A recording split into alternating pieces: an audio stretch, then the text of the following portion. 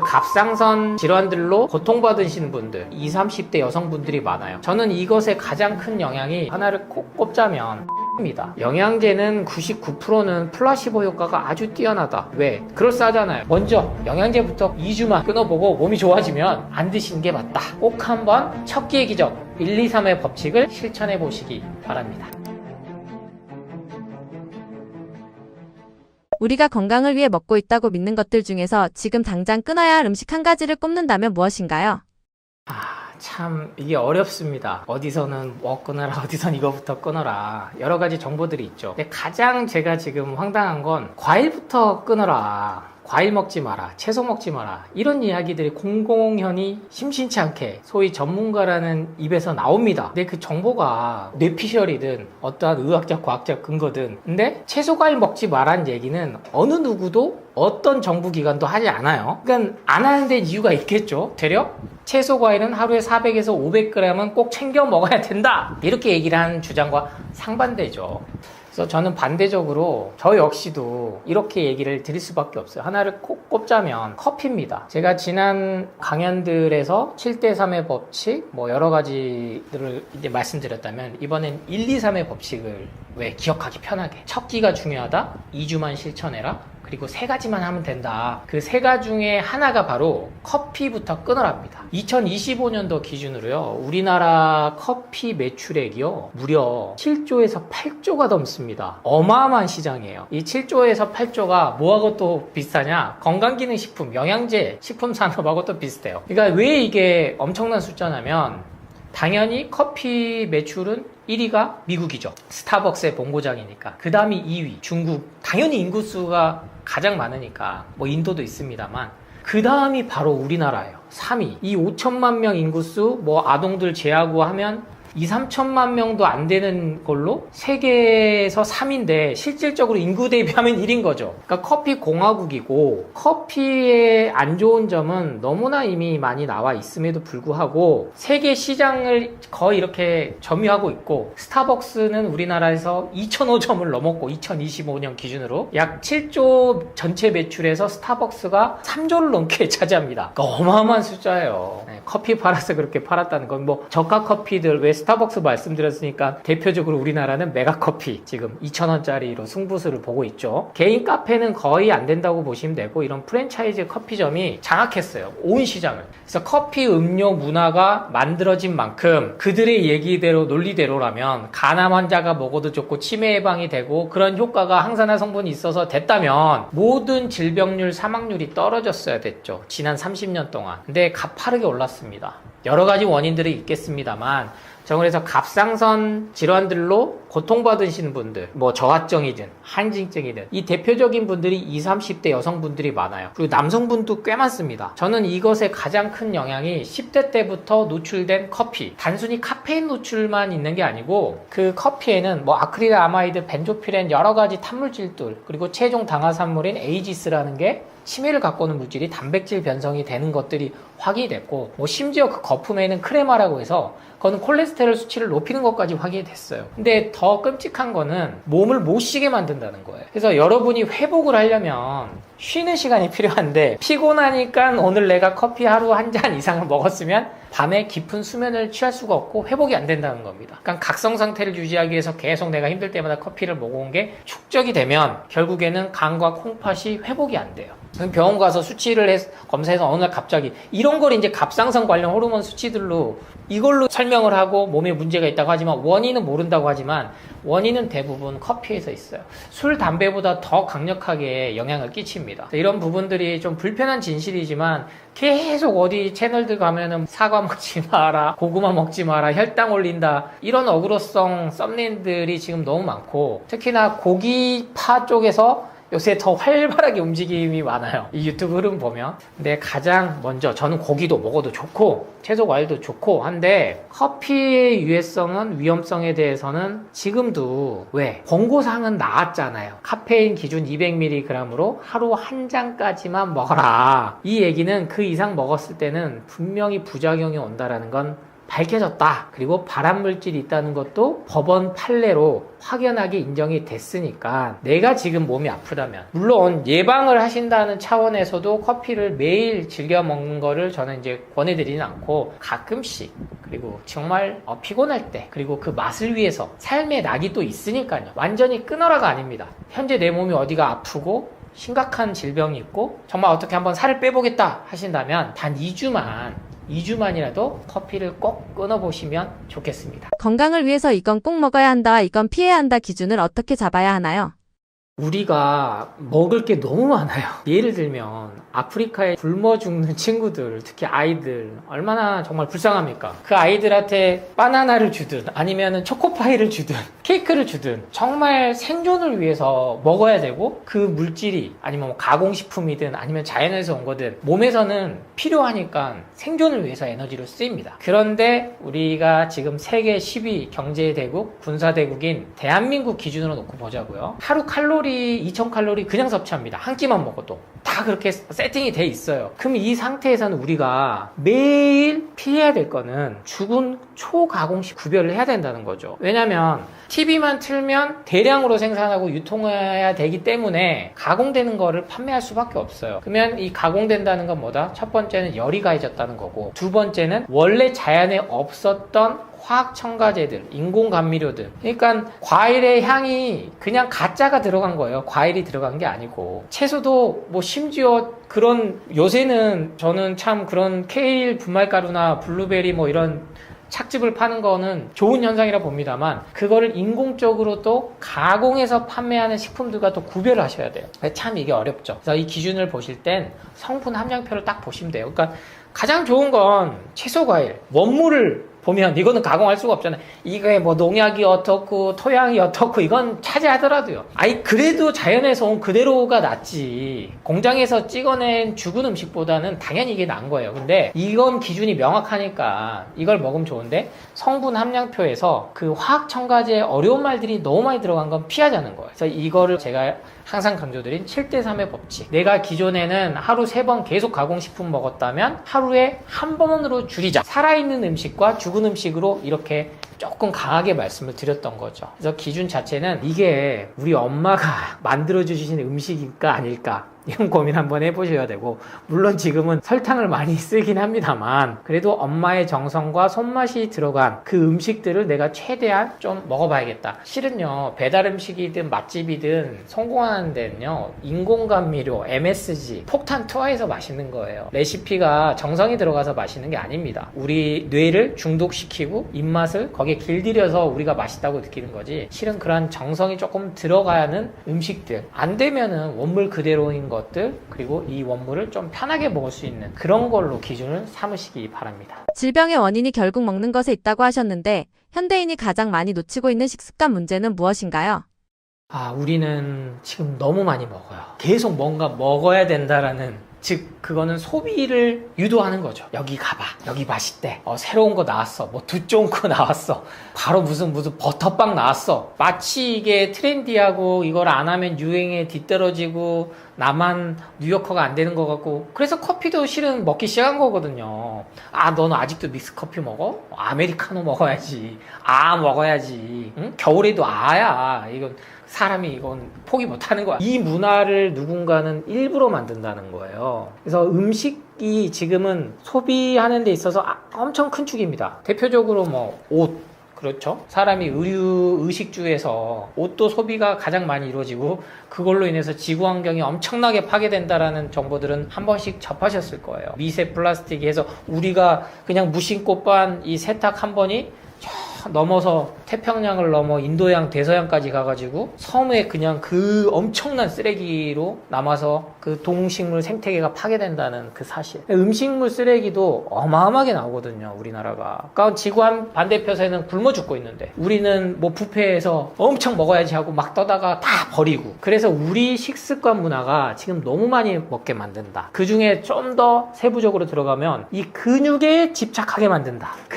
감소실증은요, 요새 보면 거의 공포 불안 넘어서 협박 단계예요. 너 근육 감손실 되면 어떻게 되는 줄 알아? 혈당 올라, 혈압 올라, 결국에는 만성질환과 치매와 나이 들수록 근 감손실을 막아야 돼. 그러려면 육류 먹어야 돼. 아니면 단백질 쉐이크 먹어야 돼. 또 다른 소비를 계속 부르죠. 뭐 산양류 단백질부터 해서 MBP부터 해서 NMN, 뭐 계란 껍질에 있는 성분까지 그런 것까지 계속 나와서 큰 전체 덩어리를 보자면 그런 게 결국엔 소비를 부추긴다. 그래서 소식을 하는 게 결국엔 장수의 지름길이라는 걸 부인할 수 있는 전문가는 아무도 없고 이미 그거는 수많은 노벨 생리의학상으로 밝혀진 사실이기 때문에 너무 많이 먹는다. 불필요하게. 영양가도 없는 것들로 채워져서. 그래서 소식을 하되 딱 정말 필수적인 것들. 절대 이건 제가 하지만 영양제로 대체될 수 있다라고 그 마케팅에 속아 넘어가서도 안 된다는 말씀을 드려요.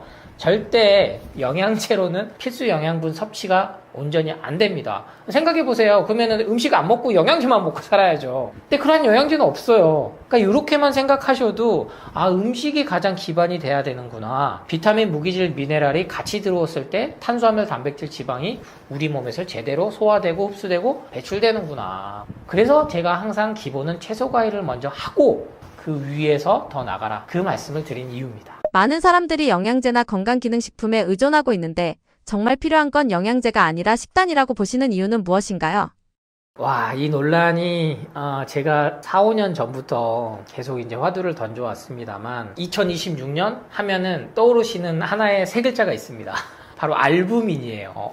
이거 피검사 했을 때 봤던 그 명칭인데 근데 이게 25년 하반기부터 작업이 착착착 들어가더니 엄청나게 유행을 시켜가지고 결국에는 어디서 처음이에요. 대한의사협회에서 알부민은 먹는 형태로는 아무런 효과가 없다. 얘는 원래 정맥주사로 정말로 긴급하게 정말 그 영양실조에 걸릴 정도로 그리고 수술 직후에 환자 상태를 조금 좋게 호전하게 만들기 위해서 정맥주사를 통해서만 효능이 있고 그것마저도 부작용이 있기 때문에 함부로 써서는 안 되는 의약품으로 들어가 있었지만 여기에 관련된 게 또 글루타치온입니다. 글루타치온도 주사로 이렇게 의약품으로 처방으로만 하다가 먹는 형태로 개발돼서 1970년대부터 나왔어요. 근데 이 알부민을 마시는 액체 타입부터 해서 어떤 데는 뭐 가루 타입도 나오고 액상으로 일단 많이 나오는 거죠. 뭐 젤리 형태로도 나오고. 근데 이 소위 말하는 의사약사, 저도 약대를 나왔습니다만 조금만 공부를 하면 이 알부민이 단백질이라는 게 액상으로 먹었을 때 특히 그 구조상 들어왔을 때는 아무런 흡수가 안 된다. 아미노산으로 바뀌는데 그 과정에서 쉽게 설명드리면 MSG, 여러분이 들어본 글루탄산 나트륨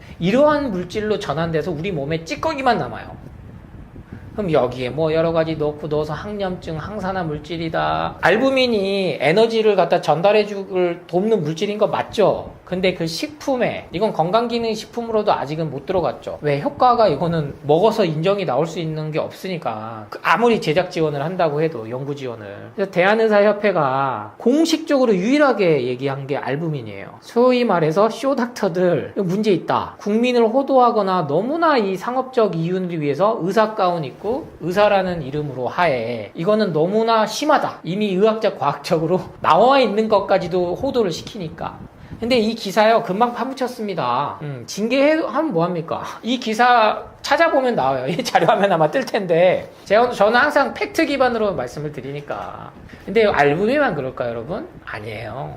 오메가3 영양제부터 해서 글루타치온, 뭐 유산균, 마그네슘, 칼슘, 대표적으로 뭐 칼슘과 베타카로틴은 그 부작용이 확인돼서 종합 비타민부터 그렇고 비타민 C를 왜 메가도스를 암 환자들한테 못 쓰는데요? 신장 결석, 콩팥에 돌이 생긴다는 게 확인됐기 때문에 비타민C가 그 역할을 해요. 옥살산염이 채소나 뭐 시금치나 이런 데서 많이 먹어서 오는 위해가 아니고 비타민C를 먹었을 때 이 옥살산염이 생겨서 결국엔 결석이 생긴다더라는 기전까지 확인됐단 말이에요. 근데 이런 정보들은 어렵죠? 전 이해해요.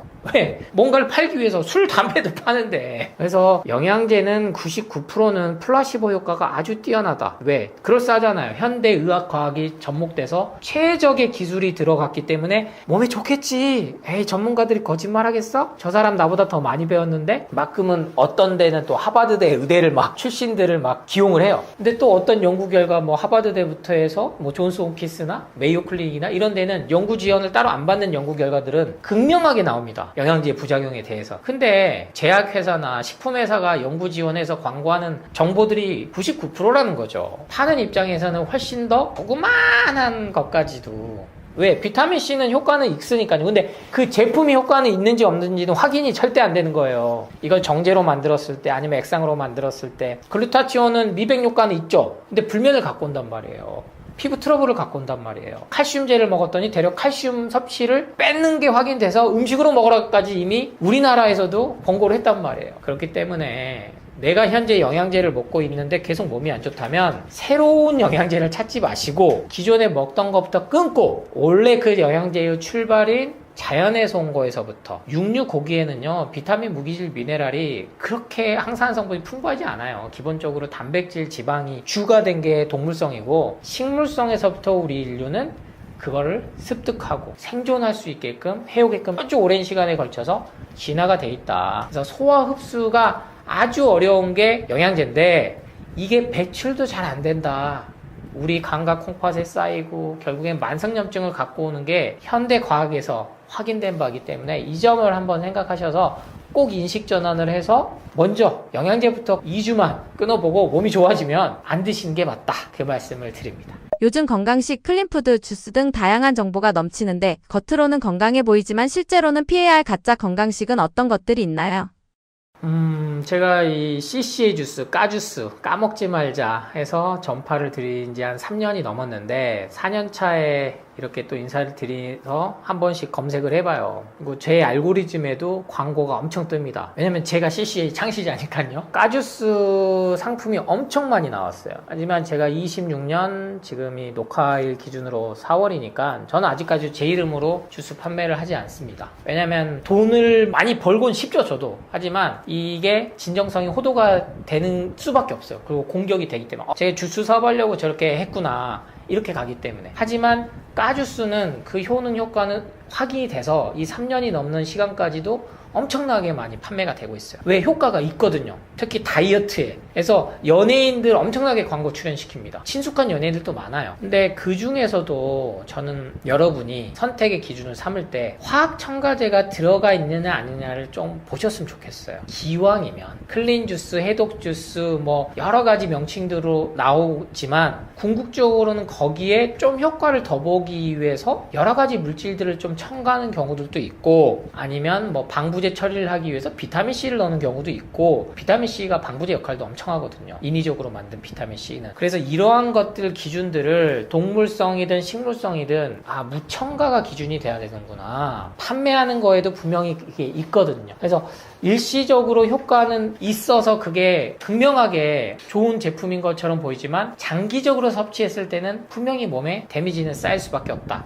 물론 완전 초가공 식품보다는 식물 채소 과일을 기반으로 해서 만든 제품이 더 좋겠으나 저는 클린 주스 중에서도 무첨가 기준을 항상 잡으시고 여기에 조금 더 내가 돈을 현명하게 쓰셔서 여태 내가 건강기능식품에 한 달에 10만원, 20만원 써봤다면 그거를 유기농으로 돌려봐야겠다.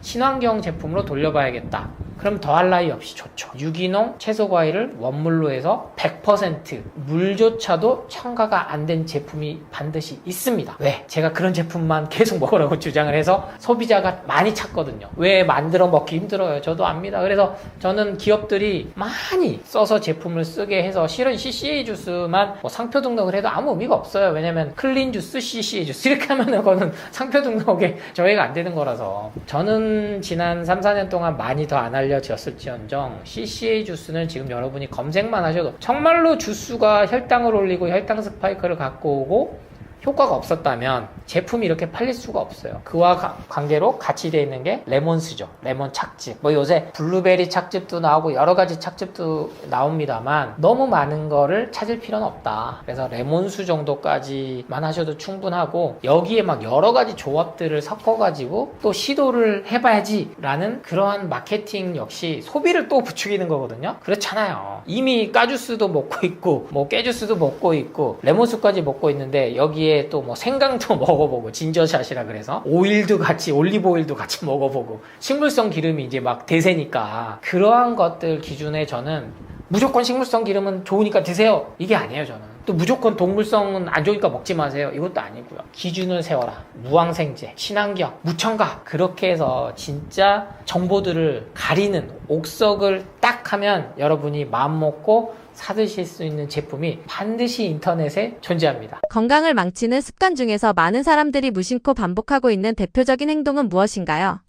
저는 이 질문에 대해서는 이 먹는 거를 떠나서 왜? 대다수니까. 그리고 영양제 안 드신 분은 또 안 드세요. 국민의 한 30%에서 40%는 안 드십니다. 실제로. 약 먹는 거 싫어하시는 분은 또 안 드시거든요. 근데 이 전체 우리 국민들 보면 매일 무심코 하는 게 걱정을 해요. 그러니까 여러 걱정하죠. 돈 걱정, 뭐 자식 걱정, 남편 걱정, 아내 걱정, 인간관계, 뭐 회사 승진, 매출, 뭐 실적. 그런데 이 걱정 중에 하나가 건강에 대한 걱정이 너무 커져 버렸어요. 앞서 설명드렸듯이 소비를 증작하기 위해서 공포불안 마케팅에 휘둘려 버리니까 내가 검사 받아봐야 되나? 뭐 간병비 보험 들어야 되나? 치매 암 예방 보험 들어야 되나? 은연중에 하루를 시작하는데 오늘 또 하루를 눈 떴네 안 죽었네 살았네 이렇게 시작한 게 아니고 피곤해 어디 아픈데? 이거 뭐 심각한 거 아니야? 뭐 여기 등 쪽이 아픈데 뭐 췌장에 문제 있는 거 아니야? 두통이 왜 이렇게 안 가시지? 뇌경색 오려고 하는 거 아니야? 뭐 내 머릿속에 혹 있는 거 아니야? 그 검사 받아봐야지, CT 찍어봐야지, MRI 찍어봐야지. 스스로가 내 몸에 문제가 있다라는 생각을 계속하게 만들었어요. 검사 수치도 그렇지만 TV만 틀고 뭐 인스타를 하든 유튜브를 하든 불안하게 만든 정보들에 계속 노출이 됩니다. 저 역시 이 트렌드를 보기 위해서 쇼츠 많이 보거든요. 저도 보고 있으면 저도 뭔가 어디가 아파지는 것 같아요. 그래서 여러분이 이 영상이 이런 얘기가 뭐가 실은 혹하진 않아요. 뭐 제가 파는 게 아니니까. 그런데 여러분이 계속 아프고 뭔가를 사는 이유는 그렇게 만든다는 겁니다. 그래서 아침에 저도 육아하느라고 싫으면 짜증 나거든요. 아침잠이 저는 많은 편인데 애가 먼저 깨가지고 아빠를 깨워요. 본인 이제 방에서 나가고 싶으니까. 그러면은 저도 마음 수행을 하죠. 우리 아들이 안 아프고 밤새 잘 자고 나를 이제 깨워주는구나. 그런 날도 있고 반대로 아빠 저한테 깨우지 말랬지? 왜? 그거 좀 더 자고 싶어 누워있고 싶어가지고 막 시간 보면 7시예요 일찍 나가고 싶은 거죠. 근데 그 순간 저도 자꾸 마음을 감사한 마음을 가져야지. 그래서 여러분이 저는 진짜 건강하게 지낸다는 건 수치가 완벽하거나 내 몸이 머리부터 발끝까지 안 아픈 데가 없는 게 아니에요. 사람이 어떻게 안 아픕니까? 근데 이걸 노화로 결목시켜서 조속 노화를 등장시키고 노화를 예방하고 늦추고 그런 방법들이 있는 것처럼 근데 결국엔 뭔가를 먹게 만든다는 거죠. 근데 그 이전에 마음이 편해야 된다. 건강한다는 건 마음의 괴로움이 일단 없어야 돼요. 불안함이 없어야 돼요. 상황은 실은 어떠한 상황도 인간사에는 안 벌어질 수 없는 상황은 없습니다. 그 상황이 나에게 왔을 때 내가 그 상황을 어떻게 받아들일 수 있느냐 그 힘을 길러야 되는데 그거는 영양제로는 길 수 없는 거거든요. 검사로는 이건 절대 예방할 수 없는 거거든요. 그래서 매일 아침 시작을 할 때 감사한 마음으로 좀 시작하셔라. 부정적이고 불안하고 걱정된 마음보다 나 지금 근육이 눈이 막 파르르 떨렸으니까 마그네슘 챙겨 먹을까? 이렇게 시작하시지 말고 나는 오늘 또 하루를 시작했고 내 몸은 점점 좋아지고 있고 오늘 하루 또 잘 보낼 거야. 잘 보낼 필요도 없어요. 그냥 하루 보내자. 무사히. 그렇게 저는 꼭 하루를 시작해보는 습관을 3일, 일주일, 2주만 하시면 놀랍게도요. 몸이 아무것도 안 했는데도 좋아지는 그 기적을 반드시 느끼시라 장담합니다. 복잡한 정보 다 빼고 건강을 위해 딱 하나만 바꾼다면 무엇부터 바꾸는 게 가장 효과적일까요? 맞습니다. 이게 마음 수행이 쉽진 않죠. 그래서 정말로 딱 하나 바꿔야 된다라고 효과적인 걸 물으신다면, 그래서 제가 책을 계속 쓴 거예요. 첫 끼의 기적입니다. 하루를 시작하는 첫 끼만 바꾸셔도 분명히 몸은 달라진다. 제가 이 강연 처음에 말씀드렸던, 기억하시나요? 1, 2, 3의 법칙. 첫 끼가 정말 중요하고 2주만 이걸 실천하면 바뀌는데, 세 가지 원칙 뭐다? 하루 처음 시작할 때 무조건 미지근한 물, 찬물과 뜨거운 물을 섞은 음양탕이라고도 하는데, 아주 오래전부터 내려오진 건강법입니다. 이거는 동의보감에도 기재가 돼 있을 정도로 미지근한 물로 시작해라. 두 번째, 깨주스, 까주스, 뭐 CCA 주스, KCA 주스, 제가 만든 거예요. 이거는. 그래서 까주스, 깨주스로 시작해라, 하루를. 세 번째, 커피를 끊어라. 이렇게 해서 1, 2, 3의 법칙만 여러분이 기억하시고 2주만 정말로 첫 끼의 기적을 넘어서 내 몸이 2주 안에, 그리고 100일 안에 달라지는 그 기적을 경험하셔서 삶 자체가 전반이 달라지는다고. 제 얘기가 아니에요. 수많은 분들이 지난 오랜 시간 동안 제가 전파를 해왔고 제 얘기를 실천하시고 다시 또 나누시고 하셨던 분들이 검증하고 있으신 거기 때문에 꼭 한번 첫 끼의 기적 1, 2, 3의 법칙을 실천해 보시기 바랍니다. 암은 갑자기 찾아오지 않는다고 합니다. 환자들에게 공통적으로 나타나는 위험한 일상은 무엇인가요? 많은 분들이 이렇게 생각합니다. 어제까지 멀쩡했는데 어느 날 갑자기 암이 생겼다. 하지만요, 임상에서 보면 거의 그렇지 않습니다. 저는 늘 이렇게 말합니다. 암은 어느 날 갑자기 생기는 병이 아니라 10년, 20년 오랫동안 만들어지는 그런 환경을 갖고 있다라는 얘기를 드리는데요. 병원에서 이제 암입니다 라는 말을 듣는 날은 단지 이름이 붙는 날일 뿐입니다. 몸은 그 전부터 수없이 신호를 보내고 있었을 가능성이 큽니다. 피곤하다, 소화가 안 된다, 잠이 잘 안 온다, 자꾸 염증이 생긴다. 하지만 우리는 대부분 이렇게 말하죠. 요즘 막 바빠서 그래. 수많은 환자들을 만나보면 놀랍게도 비슷한 패턴이 있습니다. 그 첫 번째는 수면 부족입니다. 늦게 자고 아침에 피곤한 상태로 일어나고 주말에 또 몰아서 잠을 잡니다. 하지만 우리 몸의 면역 시스템은 그날 밤에 회복됩니다. 수면이 무너지면 면역 감시 기능도 같이 약해집니다. 많은 분들이 이렇게 생각합니다. 어제까지는 멀쩡했는데 어느 날 갑자기 암이 생겼다. 하지만 임상에서 보면 거의 그렇지 않습니다. 두 번째는 잘못된 식습관입니다. 특히 다음 세 가지인데요. 첫째는 정제 탄수화물의 과달, 그 다음에 두 번째는 가공식품 중심 식사, 그리고 야식하는 습관들. 이런 식습관은 혈당을 급격히 올리고 인슐린을 반복적으로 자극합니다. 그리고 그 결과에 결국 만성 염증 환경이 만들어지고 인슐린 저항성, 또 세포의 어떤 스트레스가 만들어집니다. 암은 이런 환경에서 자라기 쉬워진다는 겁니다. 그리고 세 번째가 제가 굉장히 중요하게 보는 부분입니다. 바로 스트레스입니다. 스트레스가 오래 지속되면 이 코티솔 호르몬이 계속 높아집니다. 그러면 결국 또 면역 기능이 저하되고 염증은 증가하고 장 건강에 어떤 악화가 동시에 나타납니다. 많은 환자분들을 보면서 제가 느끼는 공통점이 있습니다. 암 환자의 대부분이 굉장히 성실합니다. 착하죠. 하지만 감정을 잘 표현하지 못하고 참고 버티고 혼자 모든 것을 해결하라고 합니다. 몸은 사실 이 스트레스를 계속 자기 몸 안에 기록합니다. 암은 갑자기 오는 병이 아닙니다. 몸은 계속 신호를 보냅니다. 예를 들면 이유 없이 만성 피로, 소화불량, 반복되는 염증, 수면장애, 잦은 감정의 어떤 기복들, 이런 것들이 사실은 몸의 경고등입니다. 하지만 대부분 피곤해서 그렇겠지 하고 넘깁니다.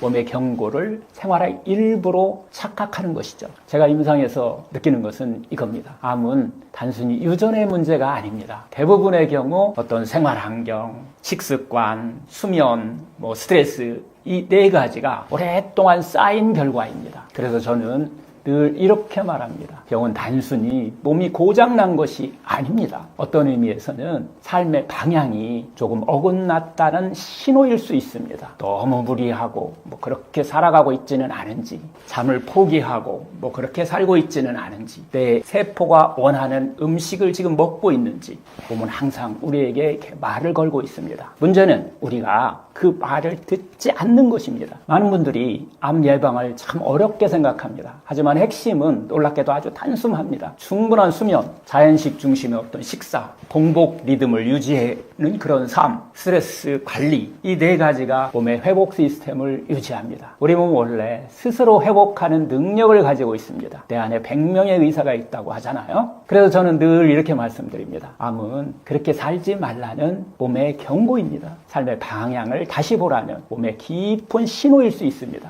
그래서 제 질문은 이것입니다. 오늘의 생활이 몸을 지치게 하는 방향인지 아니면 회복시키는 방향인지, 그 답은 우리가 유행을 따라가는 것이 아니라 오늘의 일상 속의 선택입니다. 암을 발견하기 위한 자가검진법이 있다면 무엇인가요?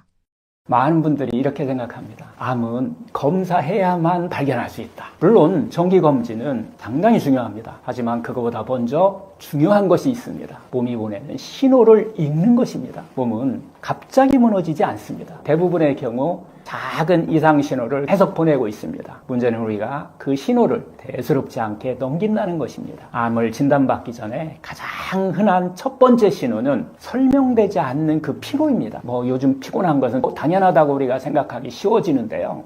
하지만 충분히 쉬어도 막 피곤하다. 아침에 일어나도 개운하지 않다. 예전보다 체력이 확 떨어진 것 같다. 이런 상태가 몇 달 이상 지속된다면 몸 어딘가에서 에너지를 계속 뺏기고 있을 가능성이 있습니다. 몸은 늘 에너지를 쓰는 곳을 먼저 알려줍니다. 두 번째는 설명되지 않는 체중의 변화입니다. 특히 식사량이 줄지 않았는데 체중이 계속 감소한다. 3에서 6개월 사이에 막 5kg 이상 이렇게 빠진다. 이런 경우는 몸이 평소와 다른 방식으로 에너지를 쓰고 있다는 신호일 수 있습니다. 암 환자 상담에서 꽤 자주 듣는 이야기 중 이건 하나입니다. 세 번째는 소화 기능의 변화입니다. 예를 들어서 갑자기 소화가 잘 안 된다. 배가 자주 더부룩하다. 변비와 설사가 계속 반복된다. 이런 변화가 계속된다면 단순한 의장 문제로만 볼 것이 아니라 몸의 전체 균형이 흔들리고 있는지 생각해 볼 필요가 있습니다. 또 하나 중요한 신호가 있습니다. 염증입니다. 예를 들어서 잇몸이 자주 붓는다, 피부에 염증이 반복된다, 몸 여기저기 염증이 잘 생긴다. 이런 현상들은 몸의 면역 균형이 깨지고 있다는 신호일 수 있습니다. 암은 대부분 만성 염증 환경에서 자라기 쉬운 병입니다. 그래서 염증은 매우 중요한 경고 신호입니다. 마지막으로 몸의 작은 변화를 관찰하는 그 습관입니다. 예를 들어서 피부색의 어떤 변화라든가 혹이나 멍울 같은 거, 그리고 또 오래 낫지 않는 상처, 특히 유방이나 이 갑상선 또 림프절 같은 이런 부위는 스스로 만져보는 습관도 도움이 됩니다. 자신의 몸을 가장 먼저 발견하는 사람은 결국 자기 자신입니다. 제가 진료실에서 자주 듣는 말이 있습니다. 이런 얘기죠. 지금 생각해보면 몸이 예전부터 신호를 보냈던 것 같습니다. 몸은 절대 갑자기 병을 만들지 않습니다. 몸은 먼저 말합니다. 처음에는 작게 말하고 조금 더 크게 말하고, 그래도 못 들으면 병이라는 방식으로 말합니다. 그래서 자가검진의 그 핵심은 어떤 특별한 기술이 아니라 내 몸의 작은 변화에 귀 기울이는 것입니다. 건강검진은 매우 중요합니다. 하지만 그것보다 더 중요한 것이 있습니다. 자기 몸을 관찰하는 그 습관입니다. 몸은 매일 작은 메시지를 보내고 있습니다. 그 신호를 조금만 귀 기울여 듣는다면 병은 훨씬 일찍 발견할 수 있습니다. 결국 건강은 병원에서만 지키는 것이 아니라 일상에서 먼저 지켜집니다. 단식이 암세포를 약화시킨다고 하는데 이 원리는 무엇인가요? 많은 분들이 단식을 이야기하면 이렇게 묻습니다. 굶으면 몸이 더 약해지는 거 아닌가요? 하지만 우리 몸에는요, 대사 스위치라는 것이 있습니다. 음식이 계속 들어오면 몸은 성장과 저장 모드로 작동합니다. 하지만 일정 시간 공복이 유지되면 몸은 회복과 정리 모드로 바뀝니다. 이때 우리 몸에서는 여러 가지 중요한 변화가 일어나기 시작합니다. 첫 번째 변화는 에너지 사용 방식이 바뀝니다. 평소 우리는 포도당을 주 에너지로 사용합니다. 하지만 공복 시간이 길어지면 몸은 에너지 시스템을 바꿉니다. 혈당 사용하는 것이 감소하고 지방 연소가 증가합니다. 이 과정을 통해서 몸의 대사 환경이 완전히 달라지기 시작합니다. 이것을 흔히 대사 전환이라고 우리는 부르고 있죠. 두 번째 변화는 인슐린이 낮아집니다. 단식이 시작되면 인슐린 호르몬이 크게 낮아집니다. 인슐린은 몸을 저장 모드로 만드는 그런 호르몬입니다. 하지만 인슐린이 계속 높게 유지되게 되면 결국 지방은 축적되고 염증은 증가하고 세포 성장을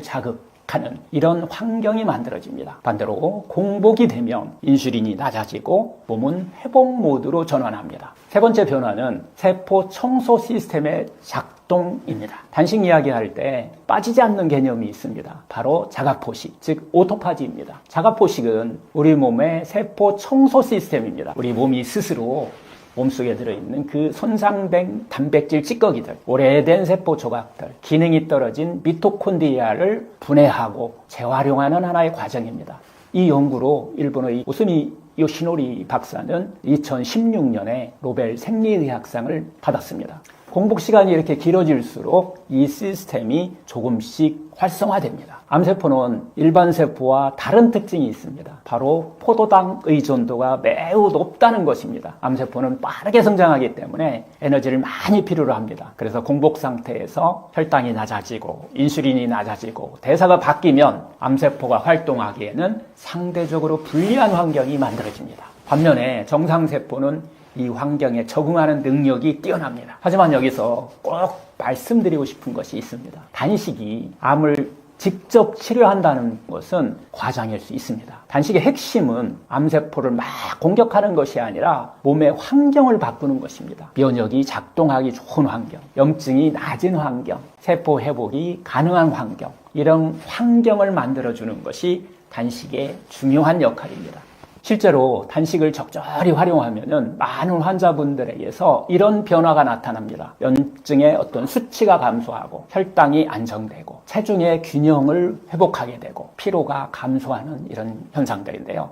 이런 변화는 결국 몸 전체 환경을 바꾸는 방향으로 작용합니다. 그래서 단식은 칼을 대지 않는 수술이라고 이렇게 이야기를 하죠. 단순한 이런 다이어트가 아니라 대사 전체를 리셋하는 방법이라고 우리는 단식을 이야기하고 있습니다. 하지만 여기서 매우 중요한 이야기를 해야 합니다. 암 환자에게 무리한 장기 단식은 오히려 위험할 수 있습니다. 특히 체중 감소, 근육 감소, 영양 결핍이 생기면 치료 자체가 어려워질 수 있습니다. 그래서 단식은 항상 체력과 자신의 상태에 맞게 접근해야 합니다. 우리는 늘 몸을 채워야 건강해진다고 이렇게 사람들이 생각합니다. 하지만 몸은 때로는 비울 때 회복합니다. 잠시 공복을 주면 몸은 스스로 정리하고 청소하고 균형을 회복합니다. 그래서 저는 늘 이렇게 말씀드립니다. 단식은 굶는 것이 아니라 몸에게 회복할 시간을 주는 것입니다. 그래서 단식의 핵심은 암을 굶기는 것이 아니라 몸의 대사 환경을 바꾸는 것입니다. 단식이 암에도 도움이 되나요?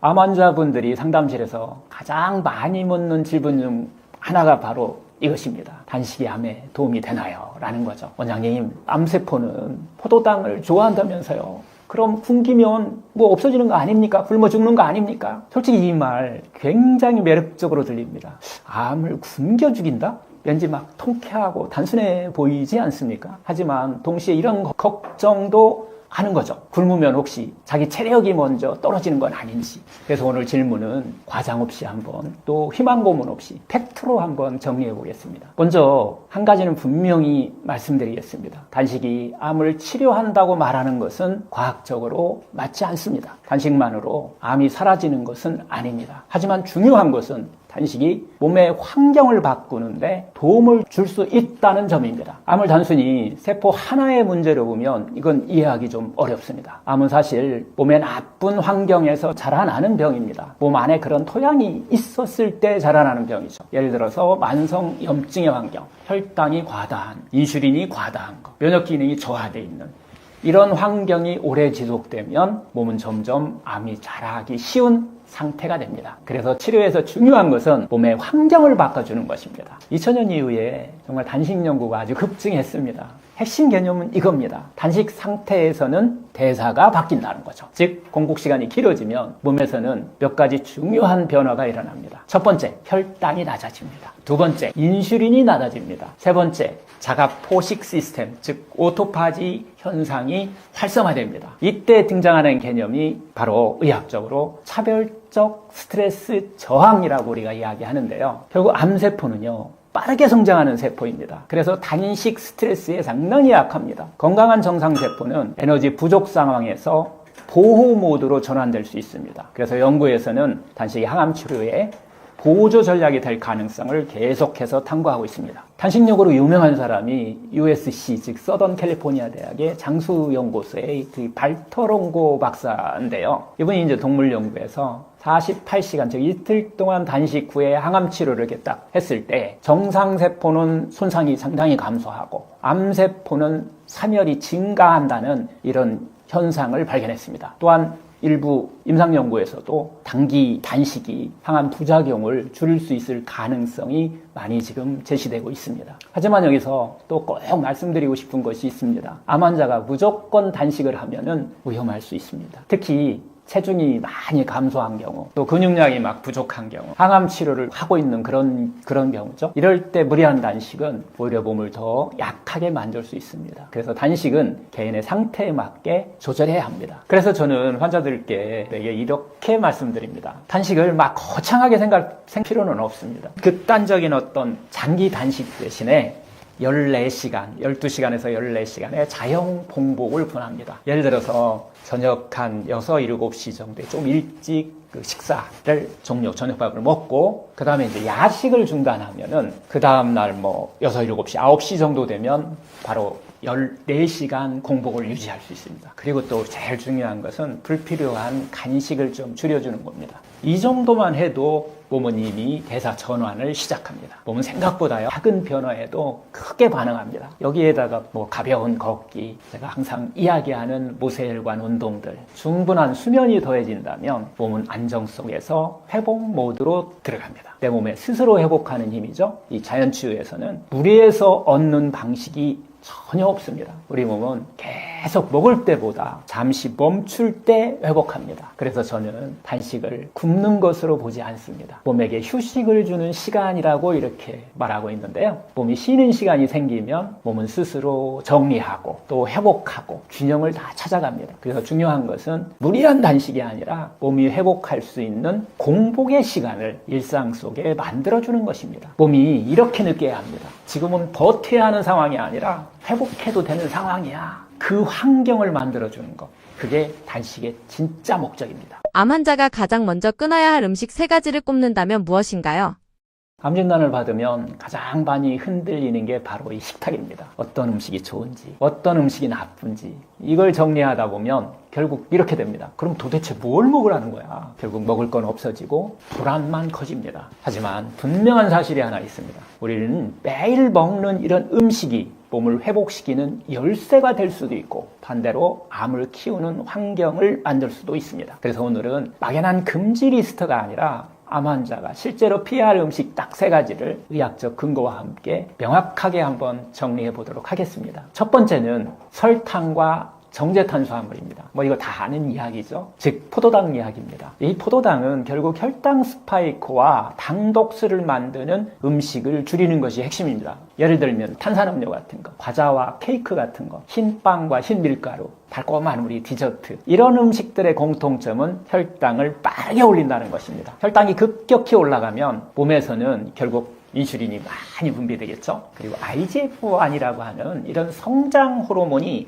함께 같이 증가해서 암세포를 성장시키는 이런 문제를 야기합니다. 이런 환경은 결국은 염증을 증가시키고 세포 스트레스를 높이고 대사 균형을 무너뜨립니다. 그래서 문제는 단 음식, 우리가 한 번 먹어서 이런 문제가 아니라 반복되는 고혈당 환경입니다. 의학적으로 보면 암세포는 정상세포보다 포도당을 훨씬 많이 그리고 빠르게 소비합니다. 1920년대에 독일의 그 생화학자죠. 오토 마르버르크는 암세포가 산소가 막 충분해도 포도당을 과도하게 소비해서 젖산으로 바꾸는 이런 현상을 발견했습니다. 이걸 우리는 마르버르크 효과라고 이렇게 이야기를 하죠. 지금 우리가 병원에서 검사하는, 병원에서 받는 그 PET 검사, 요것도 포도당에 방사선 물질을 이렇게 딱 묻혀서 암세포를 찾는 방식입니다. 이거 왜냐하면 암세포가 포도당을 유독 많이 흡수하기 때문입니다. 그래서 이 설탕은 완전 금지가 아닐지라도 강하게 줄여야 할 영역은 확실합니다. 암 환자가 가장 먼저 끊어야 할 음식 두 번째는 트랜스 지방과 산화된 기름인데요. 대표적인 음식들이 뭐 이런 것들이죠. 뭐 튀긴 음식들, 바삭한 과자들, 또 이 패스트푸드, 또 마가린과 쇼토닌이 들어있는 것들 있죠. 그래도 오래된 기름으로 조리된 그런 음식들. 이런 음식에 많은 그 지방은 만성염증을 높이게 되고 면역 기능을 떨어뜨리고 또 간 해독을 방해합니다. 특히 항암 중인 분들은 간이 이미 바쁜 상태입니다. 그런데 여기에다가 산화된 기름까지 더해지면은 몸은 회복 대신 방어에 에너지를 쓰게 됩니다. 그리고 마지막 세 번째는 가공육과 인스턴트 식품입니다. 예를 들면 햄, 소세지, 베이컨 같은 이런 가공육들 있죠. 이건 세계보건기구 WHO죠. 여기에서도 가공육을 1군 발암물질로 분류하고 있습니다. 이 1군이라는 것은 가능성이 있다 정도가 아니라 충분한 근거가 있다는 그런 의미입니다. 또한 이런 가공식품에는 방부제도 들어있고 인공첨가물, 뭐 착색료, 인공조미료, 정말 간이 해독해야 할 물질들이 지속적으로 우리 몸에 계속 들어오게 됩니다. 문제는 한 번을 이야기하는 것이 아닙니다. 반복입니다. 또 습관입니다. 자연의학에서는 암을 이렇게 봅니다. 암은 세포 하나가 잘못된 것이 아니라 몸 전체 환경이 기울어진 결과다라고 이야기를 하는데요.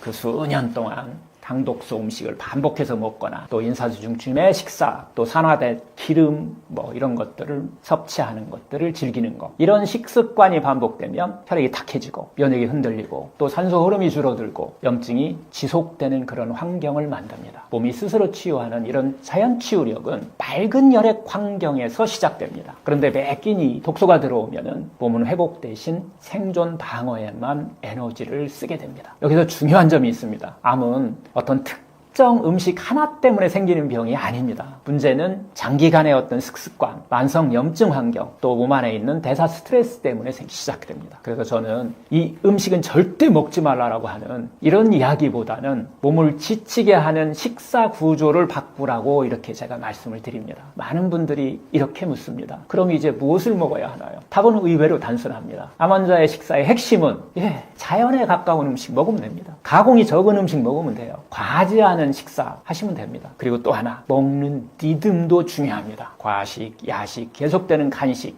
이런 습관은 몸의 회복 시간을 빼앗아가 버립니다. 식사의 구조를 바꾸면 혈당과 염증 환경이 자연스럽게 안정됩니다. 음식은요, 단순한 칼로리가 아닙니다. 매일 3번 우리 몸의 환경을 만드는 신호입니다. 어떤 음식은 몸의 염증을 키우고 어떤 음식은 몸의 회복을 돕습니다. 그래서 질문은 딱 이겁니다. 오늘의 식사가 몸을 지치게 하는 그런 식사인가? 아니면 회복을 돕는 식사인가? 치유는 거창한 방법보다 매일이 식탁에서 시작됩니다. 암 환자에게 추천되는 건강한 식단의 공통 원칙은 무엇인가요?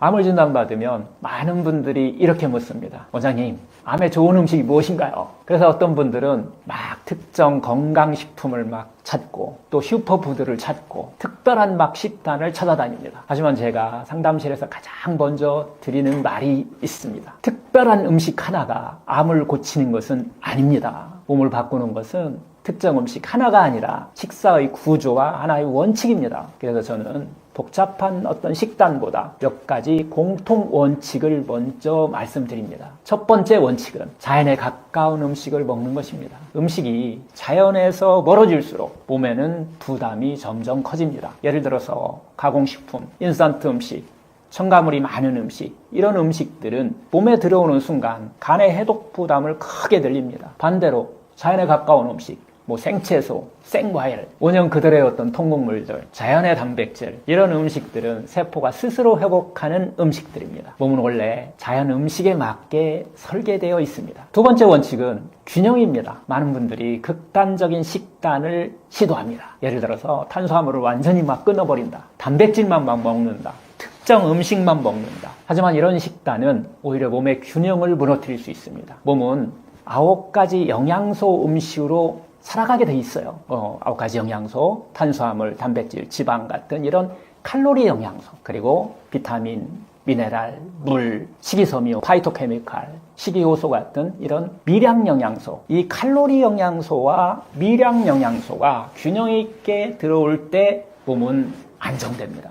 세 번째 원칙은 생채소 중심 식사입니다. 생채소는 단순한 식재료가 아니라 몸의 환경을 바꾸는 음식입니다. 생채소에는 항산화 물질, 식이섬유, 비타민, 미네랄, 또 식이요소까지 풍부하게 들어있어서 칼로리는 낮고 영양 밀도가 아주 높습니다. 이 성분들은 염증을 낮춰주고 장 건강을 도와주고 면역 균형을 유지시켜줍니다. 그래서 식탁의 절반은 생채소로 채우는 것이 좋습니다. 네 번째 원칙은 먹는 리듬인데요. 많은 분들이 놓치는 것이 있습니다. 바로 먹는 시간과 리듬의 문제입니다. 몸은 하루 종일 음식을 소화하는 그런 기계가 아닙니다. 계속되는 간식, 늦은 야식, 과식 이런 식사 습관은 몸이 계속 소화 모드에 이렇게 있게 만들고 몸의 회복 시간을 뺏어갑니다. 그래서 중요한 것은 먹지 않는 공복의 시간도 만드는 것입니다. 공복 시간이 생기면 몸은 스스로 세포를 정리하고 대사 회복을 하고 면역 조절을 시작합니다. 많은 환자분들이 이렇게 생각합니다. 암에 막 이렇게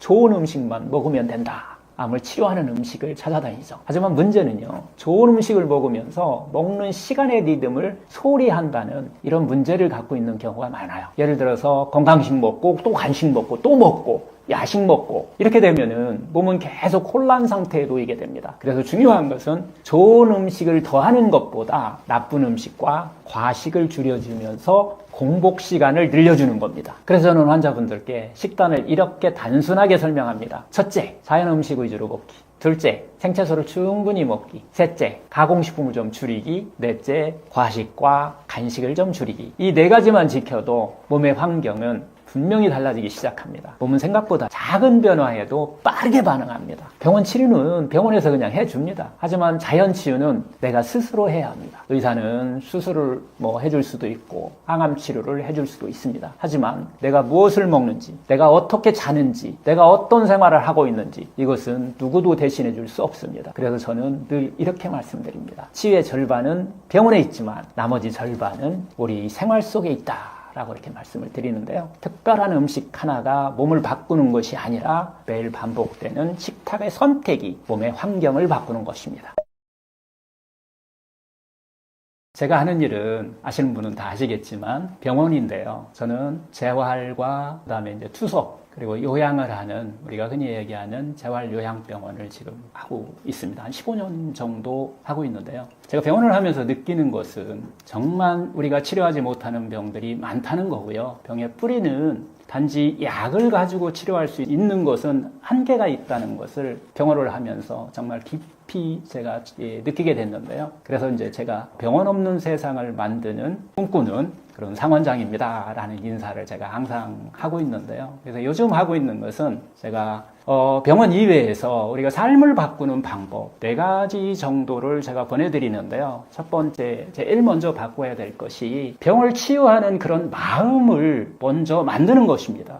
이걸 기준으로 해서 그 다음에 병을 치유하는 음식을 스스로 깨닫게 되고 또 병을 치유하는 여러 가지 여러분들이 생활 습관들을 하나씩 터득하게 되고 또 제일 중요한 혈액의 흐름을 만드는 병을 치유하는 여러분들의 제일 중요한 모세혈관의 흐름이거든요. 이 흐름을 깨워주고 그걸 스스로 만들 수 있는 방법을 터득했을 때 내 몸에 100명의 의사를 깨울 수 있고 그 병든 여러 가지 잠자고 있는 의사를 깨울 수 있는 치유법을 여러분들이 스스로 터득하는 것, 그것이 병원 치료와 내 삶과 이게 균형을 이루어졌을 때 암을 비롯한 만성질환을 치료할 수 있다는 것을 제가 깨달았습니다. 그래서 요즘은 제가 매주 토요일에 이름은 상원장의 집, 상원장과 함께 원데이 트라이라고 우리가 이야기를 하는데 하루 동안 자연치유 한번 살아보기라고 하는 체험 프로그램을 하는데요. 한 8시간에 걸쳐서 같이 하루를 지내고 오는데 많은 분들이 병원 치료에서 또 얻을 수 있는 것이 있고 자기 삶을 바꿔서 치유할 수 있다는 것을 깨닫는 이런 시간이 되는 것 같아요. 그래서 이런 일들을 하게 되는데